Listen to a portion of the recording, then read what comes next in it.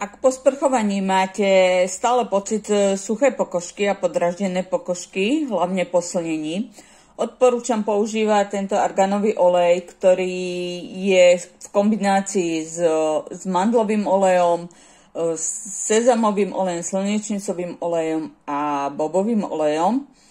A je vhodný na celé telo, takisto na tvár a aj na vlasy.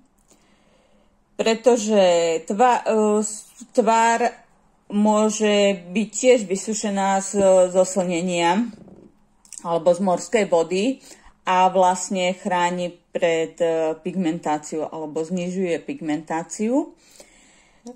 Na vlasy tiež sú vysušené, regeneruje vlasy a telo hydratuje, regeneruje a ochraňuje a navráca elasticitu.